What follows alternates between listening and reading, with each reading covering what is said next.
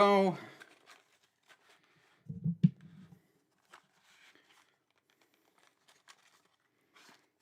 apologies on the slight delay.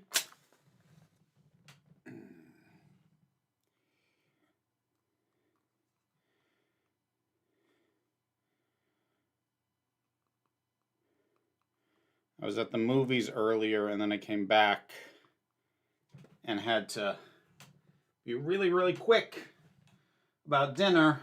I couldn't skip dinner before having the stream because I'm not drinking this on an empty stomach. Whoo!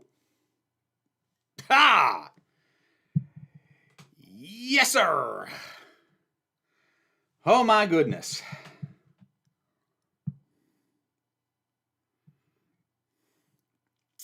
Your roommate said I looked skeptical about the half gallon of eggnog. No, I was more challenging it.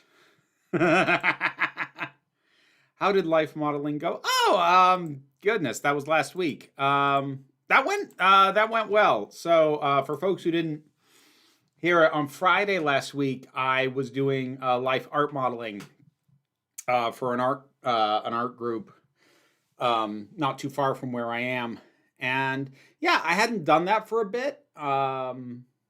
It's something that I've done like sporadically, intermittently since my 20s, but it's not something I've ever done consistently. It's if you've ever modeled for an art class, it is an odd experience. It is an oddly sterile experience because it like the funny thing about art modeling is on paper, you know, I get why movies, TV, etc., they'll like play up the appeal, the allure, the sensuality of the fact that there's somebody naked with a bunch of other people looking at them, drawing them. The thing is, it is one of the least sexy experiences you'll ever have in your life.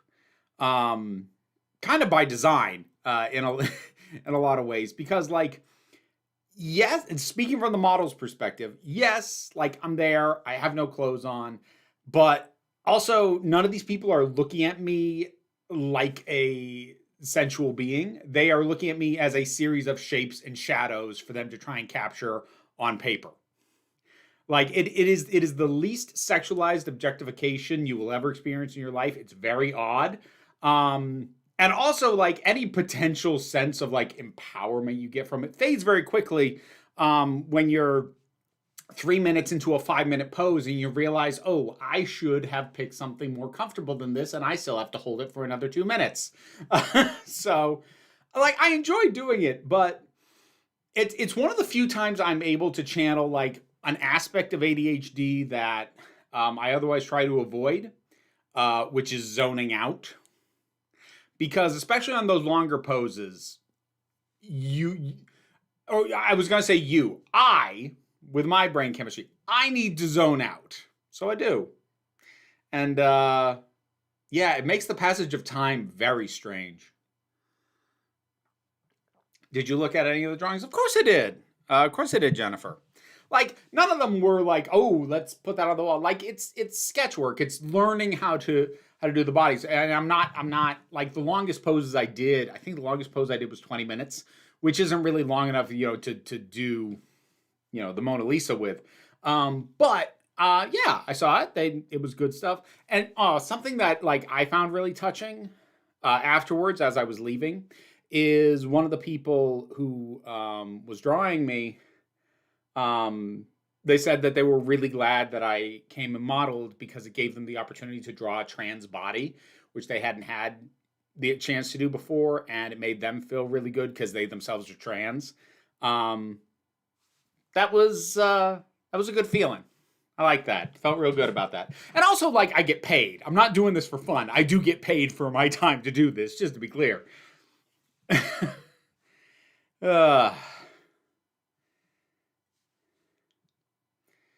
And then the instructor is asking where you're feeling the muscle tension in the pose. No, they don't need to ask, Laura. They can tell. They can look at you and go, oh, okay, there's the stress point.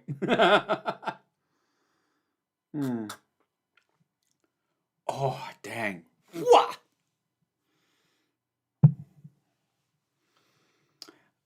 That last video on AI/Google, yeesh. Could have been good to maybe do the things it suggested as an April spoof, but how many would think it's real? The thing is, these things don't actually need a reason to do the things that they do. You may find one, but like it doesn't actually need one. Dharma, thank you very much for re-upping your membership. 47 months, 0 regrets, infinite love. Thank you, Dharma. Reminder that while I will do my best to keep up with the chat, the only thing that will guarantee that I see and reply to your comment is to do as a super chat, which also gets you the little gay heart of appreciation. Apologies if I slur. I was mildly heavy-handed with the rum addition to this. So I'm going to try and take it slow with this. Oh, whew. Okay.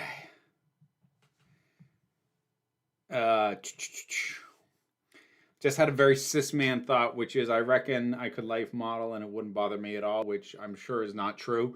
I mean, it's one of those things like sometimes you'll get general members of the public coming in, but like it really is something that people like who've at least modeling for a photographer can give you at least a sort of initial set of skills because you're getting used to like finding a pose and like working with somebody, but like it is something that you kind of it is a skill, like because you're not just going to stand there stock still.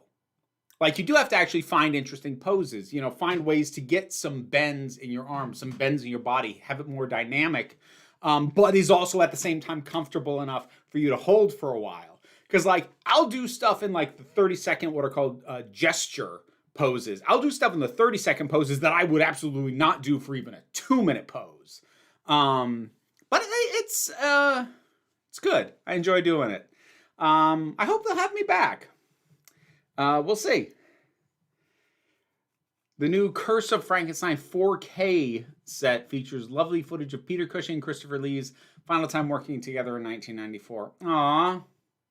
They did work. I think the only thing I've seen that has both of them in it, I think, is Christopher Lee's Dracula and Hounds of Baskerville. I think those are the only two things I've seen with both of them in it. Wait, rum is in eggnog?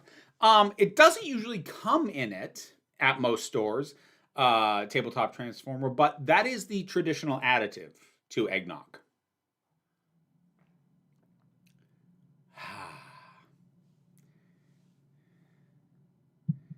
The egg do be noggin. You know what one of the shames of the holiday season basically kicking off, well, sort of gearing up even before Halloween, but kicking off immediately on November 1st, it outdates one of my favorite Simpsons jokes. Because there's this gag from a 90s Simpsons where it was one of their Christmas episodes. Because, of course, that's the only time there's ever snow outside in TV and movies, unless the whole thing is set in a cold place. So Marge opens up the fridge. She goes, "Homer, didn't you get any milk? All I see is eggnog." That's not a good Marge voice, I'm aware. But Homer just like cheers her. And it's just, "'Tis the season, Marge. We only get 30 sweet noggy days." Then the government takes it away again. And he like proceeds to pour it on his cereal.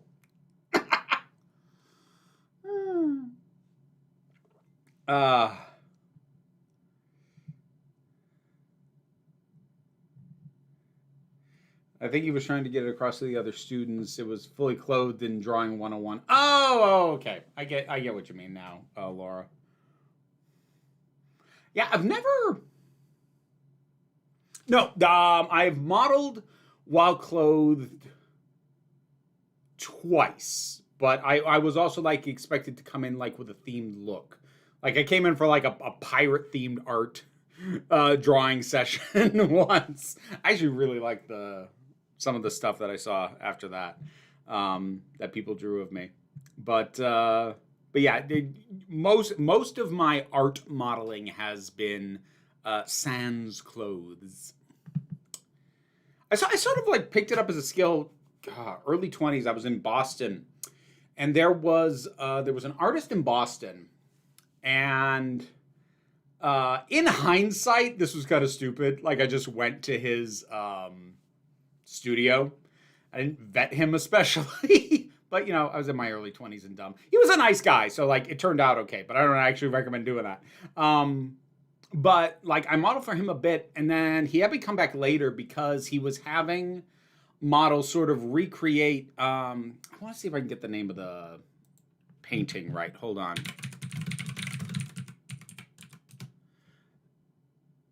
That's it. So he was having multiple models come in to recreate a painting called the Raft of the Medusa. Is the painting, and so he would have us positioned as close to the positions of the men in this painting as he could, so that he could try it, because he didn't just want to like use the painting as a reference and draw that. He wanted to get a recreation of what it would have looked like had that been an actual posed for painting, which heck it might have been. I don't know what the history of that painting is. But that was interesting, and that was like where I first started, learning the ins and outs of art modeling in terms of like finding positions that will be more dynamic and more interesting, but you can also hold for a bit. So yeah, I picked that up way back in Boston. I did a bit of sporadic modeling in Boston in hindsight. Well, not in hindsight. Now that I'm thinking of it, for a couple of photographers too. I did my first modeling on femme. In Boston. I'm just reminiscing now. I blame the eggnog. Yeah, I enjoy modeling. I do. It is draining though.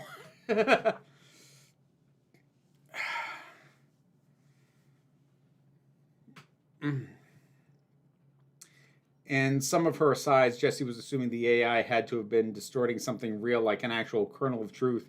I think that's us projecting human creativity on it. I don't think that's us projecting human creativity on it. I think that's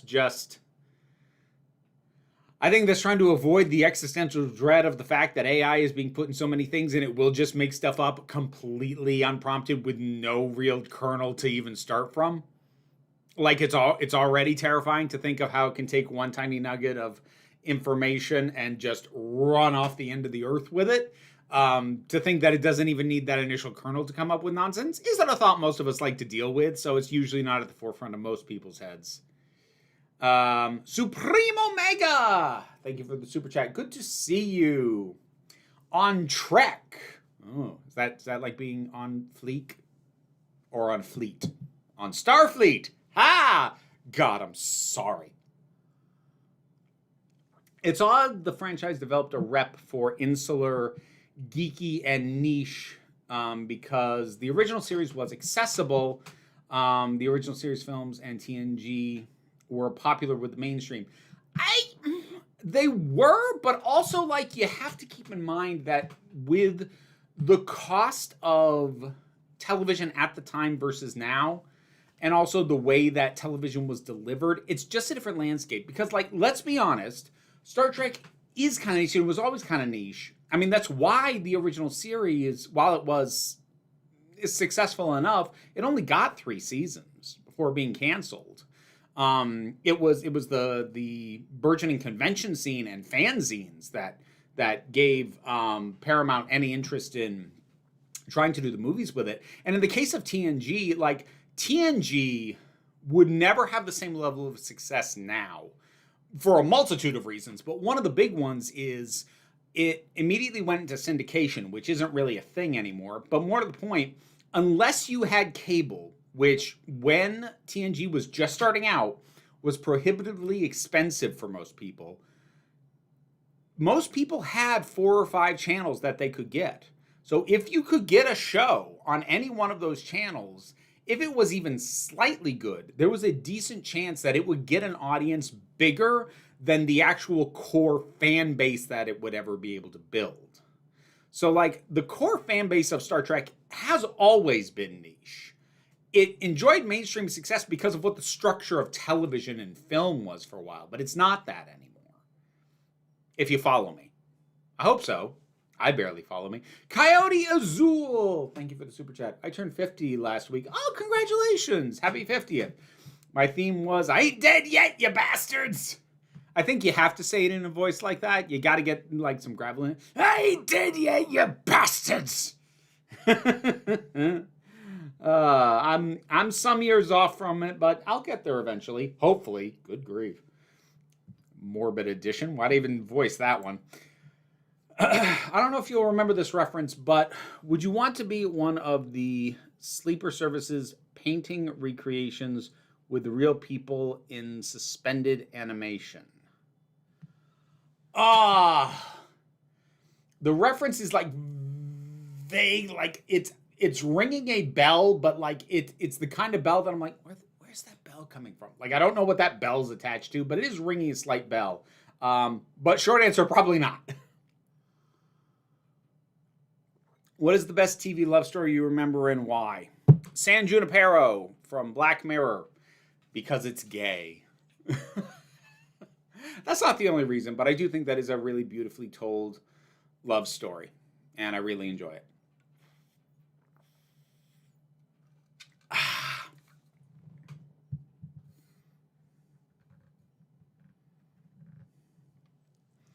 The underlying nonsense behind AI is a probability model of language. What word is most likely to follow this string of words? Yeah, like at its most basic, I'm sure that somebody who is more knowledgeable about the ins and outs of AI could give you a more sophisticated answer. But yeah, that's kind of a very simplified version of the base level. First season of TNG was rocky too. Well, that's the context. That's why I said there's a number of reasons why it wouldn't succeed now, because these days shows are not allowed a second season to work out the kinks. If the first one was rough, that's just not a thing that happens anymore. But yeah, that is also true.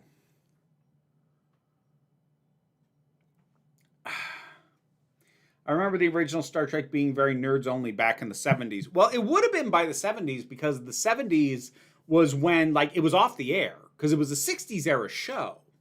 So if you were a Star Trek fan by the 70s, and keep in mind, reruns, while they did exist, were not a massive part of a lot of people's media diet, and the home video market didn't exist yet, for all intents and purposes. So if you were a Star Trek fan in the 70s, that meant you were going to conventions, you were reading fanzines. Like, yes, you had to be a nerd to be into Star Trek in the 70s. I remember being both the remote and antenna adjuster. The antenna I never had to deal with because my mother didn't like television when I was growing up. I didn't have like TV coming into the house where I lived until sophomore year high school.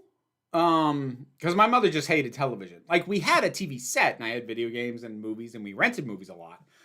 So like I never had to deal with the rabbit ears. You know what I did have growing up was the TV with the knobs. Not even a button. It's like dunk, dunk, dunk.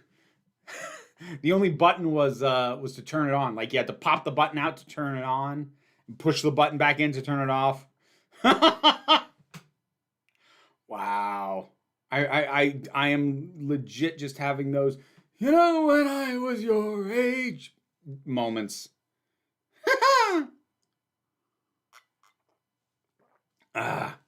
Something horrifying I discovered on YouTube recently: Christians recreating heaven with AI image generators. I mean, I don't want to go down the rabbit hole of what I'm just going to call pop culture Christianity, because like there's a certain degree of it where it's like you're into it more than just somebody who goes to church on Sunday and otherwise doesn't think about it, but also like you have this bizarre perspective of your own religion that feels way more informed by pop culture than it does by the actual religious practices, and I don't want to go down that rabbit hole. It's a whole thing. We got the original Star Trek series in the 70s in the UK. Yeah, well, you got a lot of stuff laid over there. I had a dream where I went to heaven once. It had flying tree. I don't know what that word is. Triremes? At a cool pool. Everyone got a dinky little cap, and it was very cute. Sounds adorable. Growing up, I was the remote. Yeah, for a lot of parents. Did you get a remote for your TV yet? No, I don't need one. Go change the channel for me.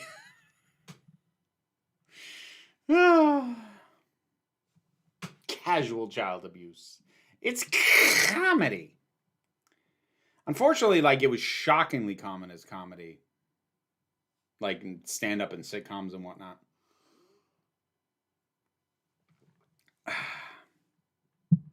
When I was growing up, we had teletext, which is a statement that will be meaningless to U.S. folks. Yep, you are correct. That is no meaning to me.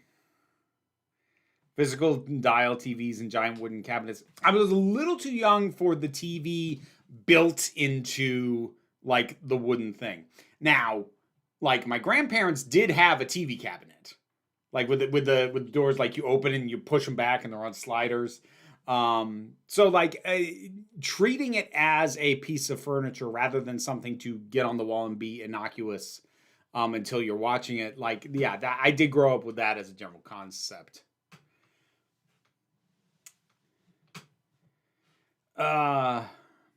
What would your pitch be for the CB's Doctor Who show that's in development? I have no idea. I have no conception of what it's intended to be. I don't know. Like, I kind of looked up, but I don't really know what CBBS is. So, like, I have no idea what the intended demographic is. I don't know the function of that. So I would have no conception. Like, I would think it would just be like, it basically would be like the Magic School Bus with the Doctor instead of Miss Frizzle. But Miss Frizzle is a Time Lord anyway, so, you know, seems redundant. House of the Long Shadows from '83 features Cushing, Leanne, Vincent Price together. Ooh, you have my interest there. Ironically, my grandpa got a remote control TV and cable before us. I feel like that was shockingly common. Like, for the grandparents to get it first. But that might just be my perception. Best Bit has Lee snidely complimenting Price on his brilliantly played death scenes for over 70 years, and Vincent quietly replies, bitch. I love Vincent Price. He's so catty. It's great. I love him. I love him so much. Have you seen V for Vendetta? But of course I have, Adrian. Yes, I have seen it. I own that one. Because physical media is important, if you can get it. CBBS is younger than CBBC, so it's aimed at younger people than Sarah Jane Adventures. I'm glad you included Sarah Jane Adventures as a point of reference, because otherwise you were saying, oh, this thing you don't know about is meant for a younger audience than this other thing you also don't know about. I'm like, great, that's helpful. In terms of demographics, think Timmy Time rather than Shaun the Sheep, if you're familiar with those shows. Ah, okay. So yeah, it'd just be the Magic School Bus with the Doctor. Used to think it was weird my dad got basic details of Doctor Who wrong despite claiming to have been a fan as a kid. You pointed out to me he probably only got to see each episode once. Yeah, very likely. Would you be more surprised if The War Between the Land and the Sea is good, or if the Christmas special is good? I mean, I don't go in expecting things to not be good. I also don't really go in expecting them to be good either most of the time. I go in and go, what you got? So, would I be, I don't know. I don't think I'd be super surprised either way. I think, yeah, no, I'm not sure either way, because, like, the Christmas specials usually aren't to my taste anyway, regardless of what anyone else thinks is good about them.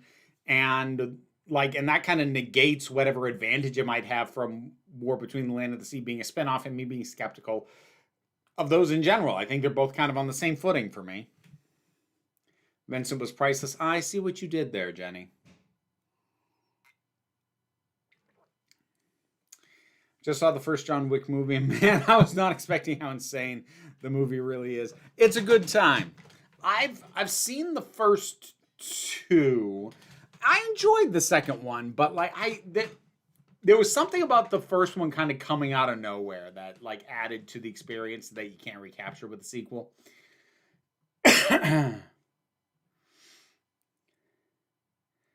Theater of Blood is my favorite Vincent Price movie. I mean, my favorite Vincent Price movie is it's the nostalgic answer for me is Great Mouse Detective. So, um, the person who won the Galley Cab costume contest this time was dressed as a. I'm not going to say that word as a. Let's go with sassy looking Mr. Smith from Sarah Jane Adventures and We Stand. Oh, that sounds like fun. Do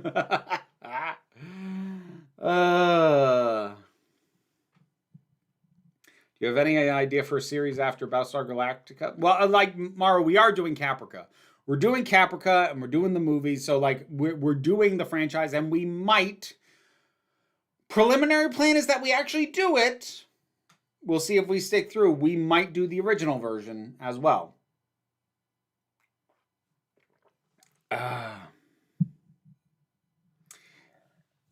Have you read any Alison Bechdel about living in Vermont? I'm probably at some point I have. I don't recall off the top of my head. I was disappointed by the ending of the new Frankenstein. I felt like after the apology, it fell flat. Thoughts? I don't really agree, but I also think the third act is probably the weakest of the movie, so I guess I kind of get it. Anyways, I gotta pop over to the Discord and answer. I know what I'm doing. I know my job.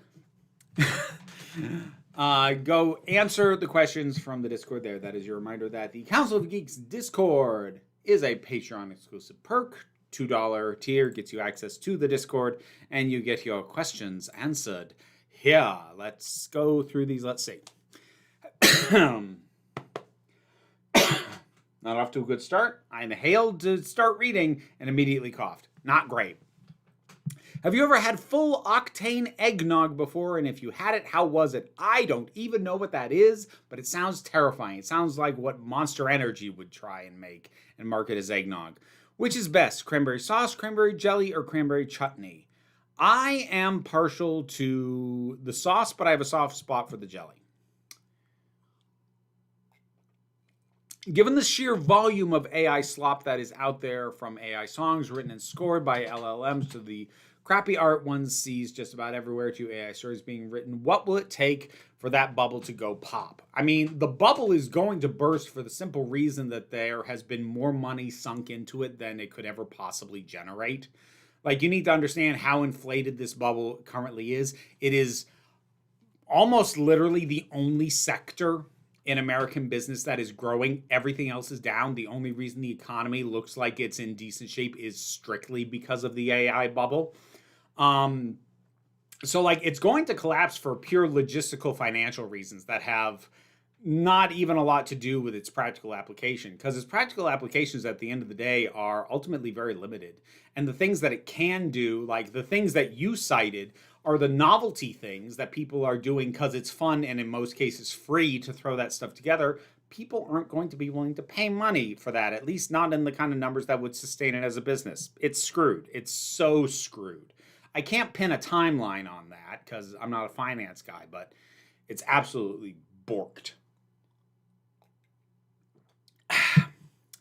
The masked police thing in Battlestar Galactica Season 3 doesn't really make practical sense if you think about it, since there's few enough humans that people will probably recognize their voices or notice which neighbors are always missing when the cops are on duty. Does that particularly bother you, or can you overlook that kind of thing? The sci-fi show of the social commentary they're doing is good. I don't agree with your premise. Like, okay, so I don't think we get a raw number of how many people are on New Caprica, but we know that at the time that they landed there, total number of people was over 40,000. And however many people are on New Caprica, it's like at the low end, considering a bunch of people like were on Galactica and jumped away. Like on the low end, it'd still be like 20,000 people. But like let's be real generous. Say it's 10. That's more people than live in my town. I definitely could not recognize most of the residents of my town by voice alone. I think you are. I think the thing is that you look at the image that predominantly gets shown of that tent city, and you think, oh, everyone's crammed together, everybody knows everybody. Think about the actual number of people. No, I disagree with your premise. So, no, it doesn't bother me because I disagree that it's a problem. The new Predator movie has Weyland-Yutani synths in it. How do you feel about doing shared universe stuff? Apparently just for the sake of it? Like, is it just limiting your own world building for the sake of fan service? Again, I kind of disagree with the premise.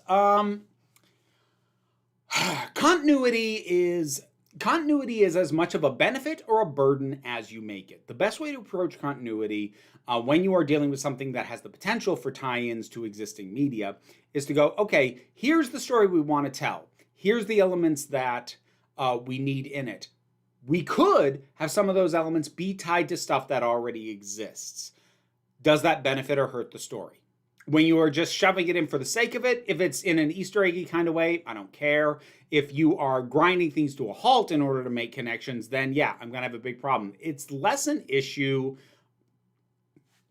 of shared universes as a concept than it is with the execution of them. Now, I actually saw Predator Badlands earlier today. It's absolutely not a problem. And actually, it makes a hell of a lot of sense that they did it because they were able to make the movie PG-13 while being, in the strictest sense of the kind of action that happens, quite violent on screen, but they get away with it because, you know, the predators, the Yautja, they bleed green and the synths bleed white, so nobody is bleeding red, and that let them get away with so much more violent content that you could normally get away with a PG-13. So I think there's a very real logistical reason to have there be synthetics in it. And then if you're going to have synthetics, why wouldn't you have them be tied to Weyland-Yutani? I mean, does it hurt the story? I don't think it did. Like, the general question of does that limit world building for the sake of fan service? Only if you let it. Continuity, like, this is something that real committed fans will not get through their heads. The people who are in charge of creative works should never be continuity hounds, because that is when you will have storytelling hampered by continuity.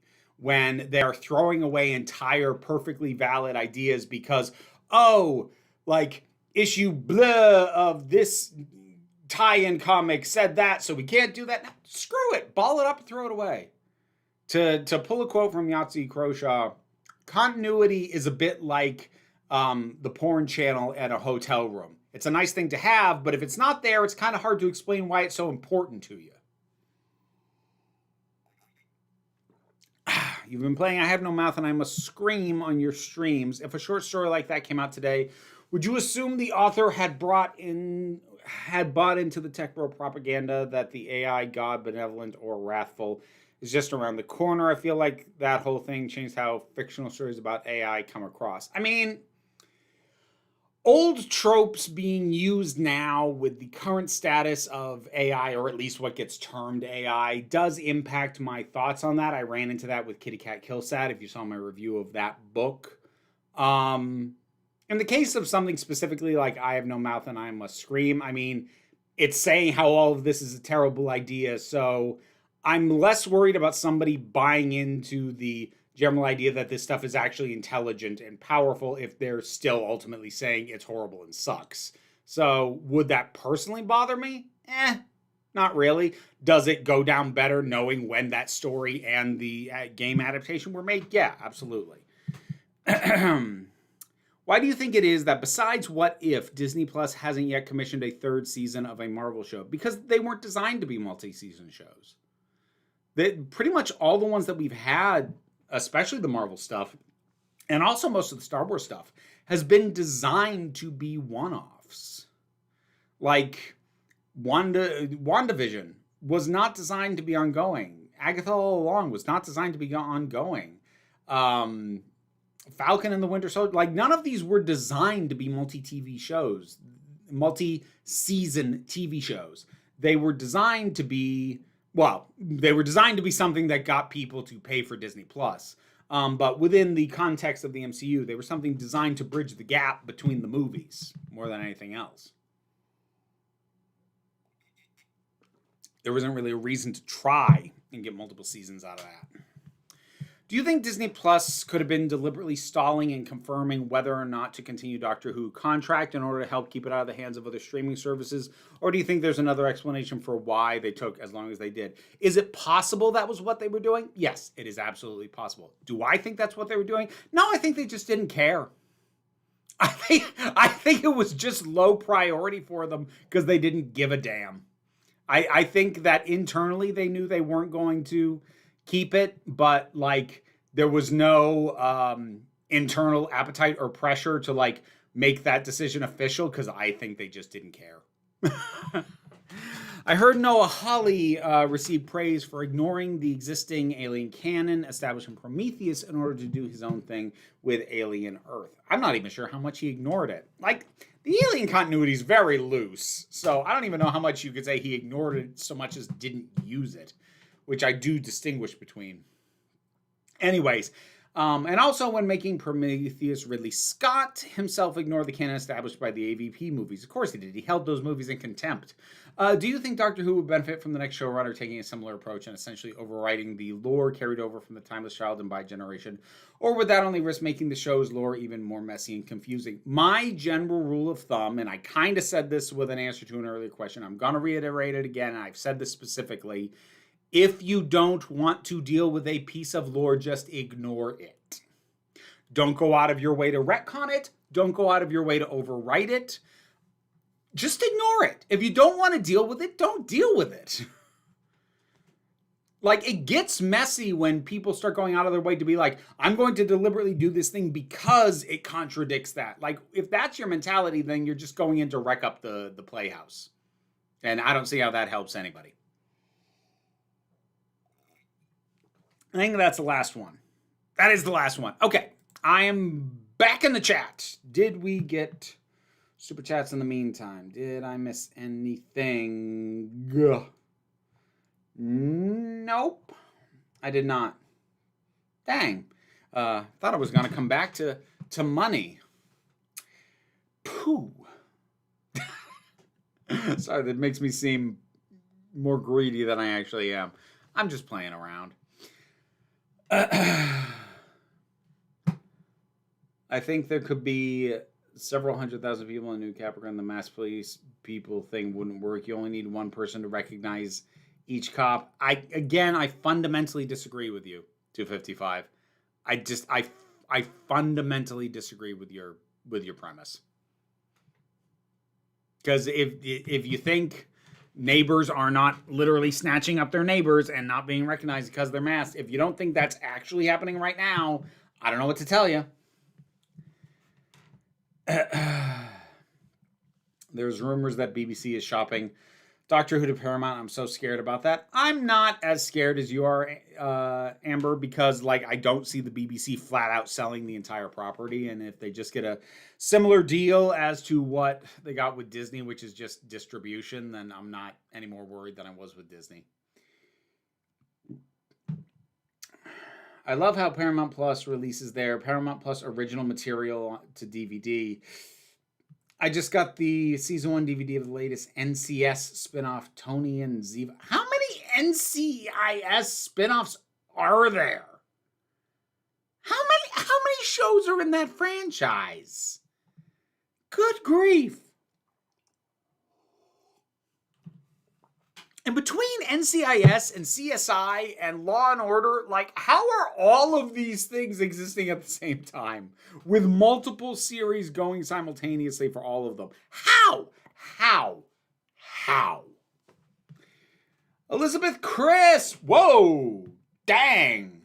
Thank you for the super chat. That was very generous, and I greatly appreciate that. Oh my goodness. I see what you're doing there, Crunchy. Lore! Hoo! Yeah! What is it good for? Absolutely nothing. Say it again! I think the number of NCIS shows, I think yes is the answer. Fair. Paramount said they want all the backlog and they want to have a full takeover of Doctor Who. They want exclusive rights basically from the BBC. I don't think BBC wants to give that. I cannot imagine the BBC signing that deal. No. I'm sure Paramount wants it. Well, I'm sure Skydance wants it. And I don't... I don't want to deal with that right now. I'm sure they want it. I do not see the BBC selling that, though.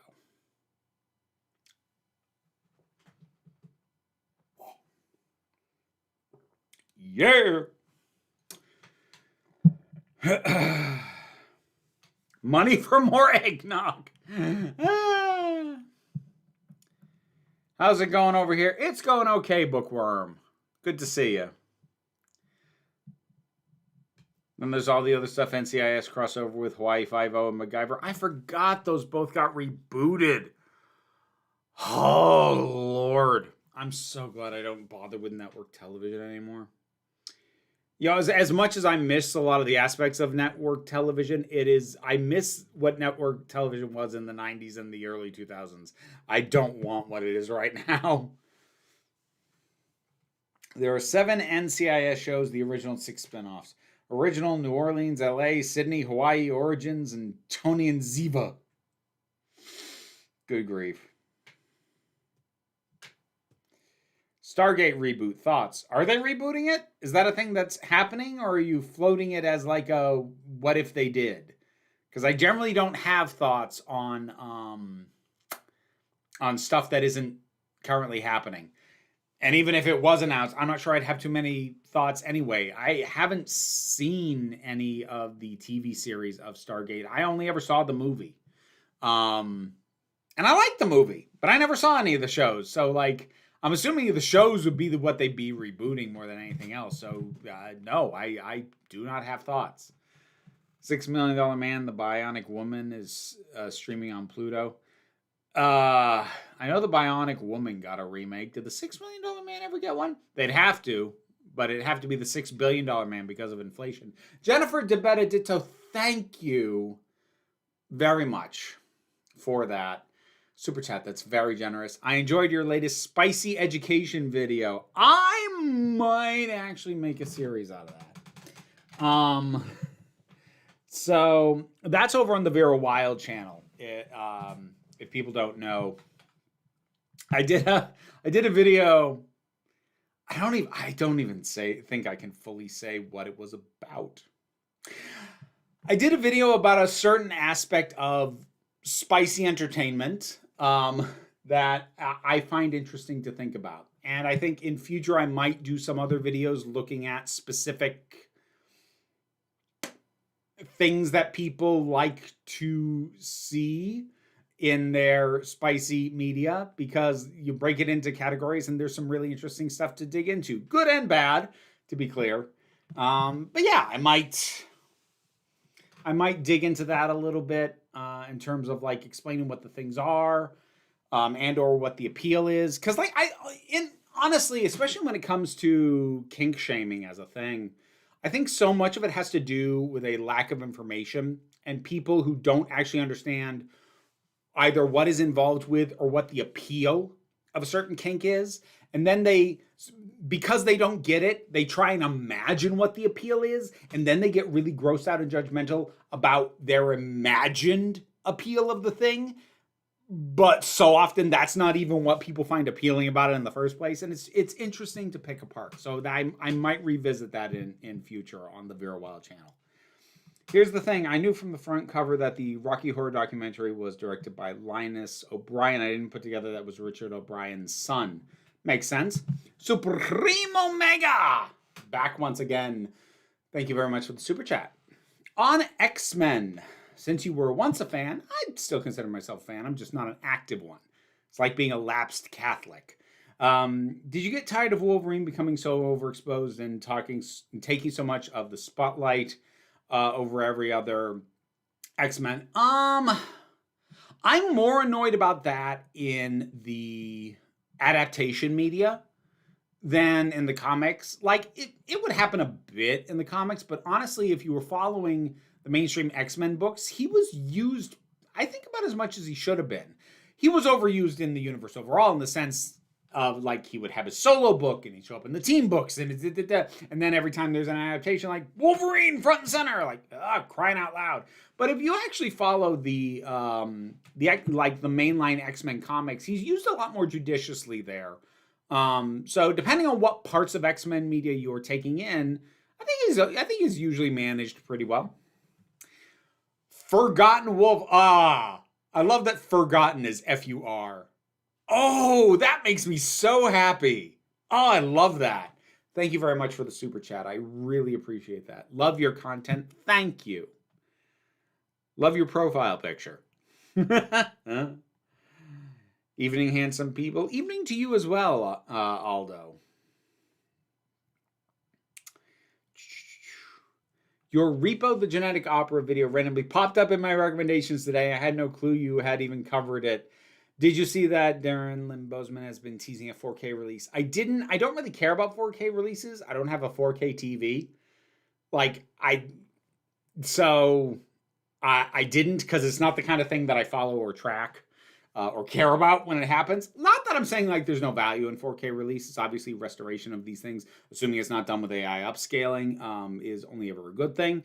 But that's not something that I tend to follow. That movie's a lot of fun though. I do enjoy it. Zydrate comes in a little glass vial. I'm Demi, so my spicy is Spock and Laan doing the tango, but I also love dancing. Dancing can be quite spicy at times. Do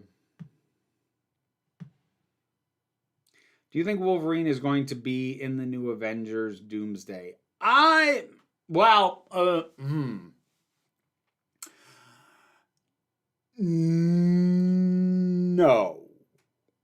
I don't. The reason being, I don't think they're going to get...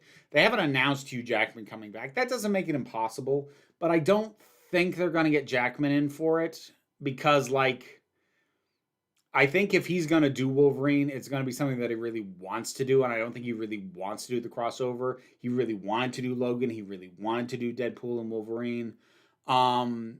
So, and for a half second there, I was like, well, could they use it to introduce whoever's going to be the new Wolverine? I don't think they're going to do that either, though, because they're loading it with so much nostalgia characters and, legacy casting, that it would not make sense to be introducing new versions in that, because then it just clashes with the rest of what's going on. So no, I don't think he's going to be in it.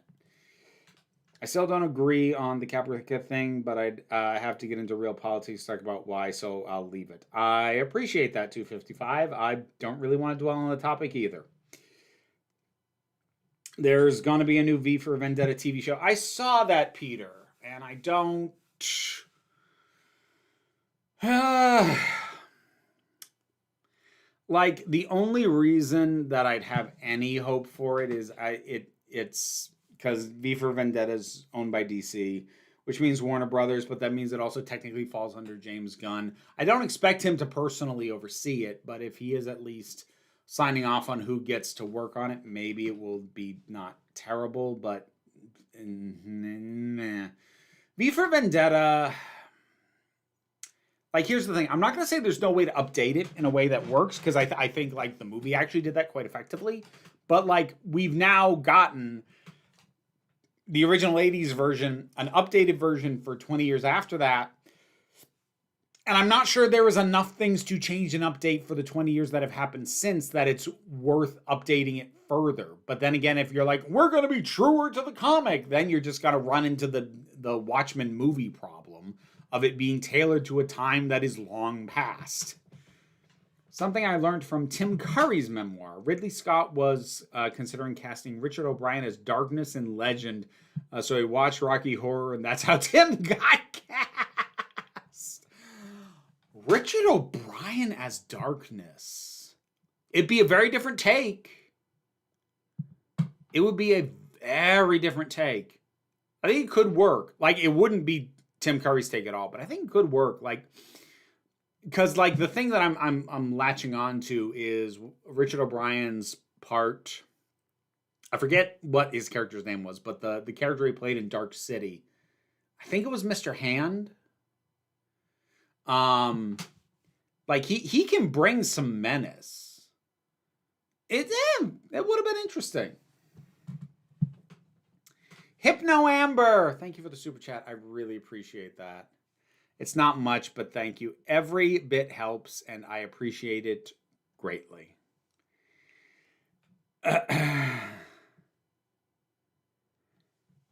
Jen Fricker, thank you for the super chat. You folks are being very lovely tonight. I really appreciate that. Who would be the least bad option to take over Warner Brothers / HBO in your opinion? Funnily enough, I was talking with somebody about this yesterday, and so if I'm trying to remember like who has put in bids, or at least who has talked about putting in bids, Skydance has. That's the worst option. That is by far the worst option. That would be a nightmare. I think Comcast is putting in a bid. And I know that Netflix has been thinking about it. I'm not sure they've moved to actually do it yet. So like out of those three, which are the three that at least I'm aware of have at least considered it. First of all, let's back up. No single entity should be purchasing Warner Brothers / HBO if they already have a massive entertainment division. Because, that's just really messed up as consolidation of IP and resources. But we live in an age where nobody's going to even try and pretend to slow down and stop monopoly. So it's going to happen. Out of the options that I listed, I think Netflix would be the least bad option. I'd also be kind of surprised if they do it, because like here's the thing with Netflix, and I am about to somewhat praise a corporation, but understand that I'm praising them within the realm of the corporate sleazebaggery that they exist. So the thing that Netflix did that was pretty smart, actually, was years before they started to approach their ceiling on how many subscribers they could reasonably grow to, they had already put a cap on acquiring more debt. They did that like 6-7 years ago. Their CEO was like, okay, we are done drawing any new debt. And that was really important that he did it as far back as he did, because while they were still growing at that point, he recognized they could not grow in terms of number of subscribers infinitely. So they had to stop accumulating more debt and just start working on paying down the debt that they already had and just work on becoming sustainable from there, which was a very wise thing for him to do. A lot less short-sighted than a lot of businesses tend to be. The reason I bring it up is, on the one hand, it would be a reason... It would be a reason for them to not put in a bid for Warner Brothers, because they would have to assume an awful lot of new debt in order to do that. But at the same time, it would be such a massive accumulation of IP that it might be worth it for them to break that seal on acquiring new debt. I don't know. It wouldn't be good, but I think Netflix would be the least bad option. Didn't the Watchmen TV series turn out to be surprisingly good? Not just surprisingly good, great. It was great. I'm not, like, here's the thing though, Robin. The Watchmen TV series was not an adaptation of the comic. It was a continuation of the comic. And I don't think that's going to work for V for Vendetta in the same way. I don't think the world holds up to, let's pick up the same setting, 20 years later or whatever. Yeah, I don't know if you follow me on that, but given the Watchmen TV show worked because of what it was, which was not an adaptation of the comic. How would you make V for Vendetta feel different from the real world, or would that be the point? Yeah, you kind of stumbled onto it. I wouldn't. If necessary, um, I would use the, well, that's how it is in the comics, as a shield to people being like, you're just making it about the politics of the day. Like, no, it's right there. But like, that wouldn't be the actual reason to do it. Anyways, if the BBC is sued by you-know-who, would that end Doctor Who? I have no idea. We're not dealing with that old web shooter. I don't even want to, like, I know he's threatening to sue them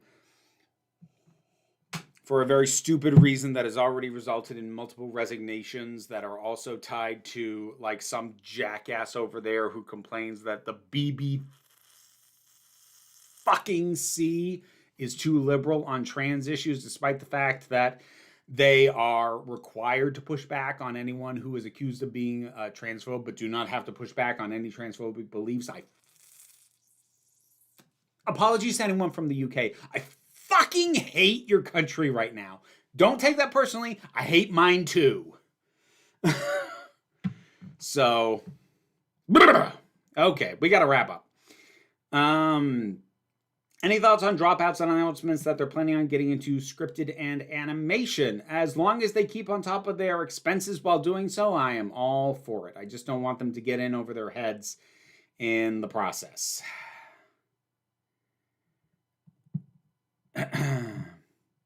You don't think a rebuilding after fascism show could be interesting? Short answer, no. For the same reason a utopia story isn't interesting. Like, I don't, god damn it, I don't really want to get into it. I really don't. But short answer, for the purposes of entertainment, it requires conflict. So if you're going to deal with a post-fascist society and you're trying to pick up the pieces, that means you're dealing with the continued conflict, which is just going to be fucking depressing, because you're just dealing with the fact of, yes, we have banished the one of the most evil systems ever, but look, everything's still freaking broken. I don't want to watch that, and I don't know who does.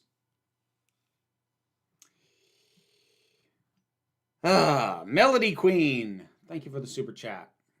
Thank you for being unapologetically queer and visible. Have you read any Ursula Le Guin? If so, do you have a favorite? I've read some Ursula Le Guin, not nearly as much as I would like to. I have read Tombs of Atuan and Left Hand of Darkness, which is the one I like best out of the two I've read. I need to read more of her stuff. She is fantastic. But anyways, I think we need to wrap it up. We went slightly over time, but then again, I started slightly late, so that's okay. Are you watching the Pluribus TV show that Jesse just reviewed? Not at present. I don't have Apple TV. I might try and get in on that. I don't know. We'll see. Gonna go see The Running Man this week. Can't wait. I hope you have fun with that, Gabriel. Looks like it could be a good time. Canada would let me in, so like nice if you can, but some of us can't. Yeah. Anyways, we're gonna wrap it up. Thank you all very much for joining me. I got slightly intense at the end there. Apologies. But thank you very much. Thank you for joining me. Thank you for your time, for your kindness, for your generosity, for being here and being you. I appreciate you folks. I really, really, really do. So I want you to take care of yourselves. Saturday's video is going to be another sort of strange thing that happened to me video, because I had the odd experience of somebody trying to use my name to sell erotica on Amazon. So there's a video on Saturday about that. I will hopefully have it into early access for Patreon and YouTube members sometime tomorrow. I'm also going to be streaming on the Break Room of Geeks tomorrow at 12:30 Eastern Time. I don't know what game yet. I had been streaming I Have No Mouth and I Must Scream. I don't think it's going to be that, because I lost several hours worth of progress on that game, and I haven't redone those bits so that I could be caught up, so I might just play something else. I don't know. We'll figure it out. But that's what's coming up. in the immediate, so thank you. Take care of yourselves out there. It's really important. So be well, be safe, be kind. Please remember that you are beautiful, you are valid, and you are loved. You are the council, and I am just running the meetings. And until next time, this council is adjourned. McCavity!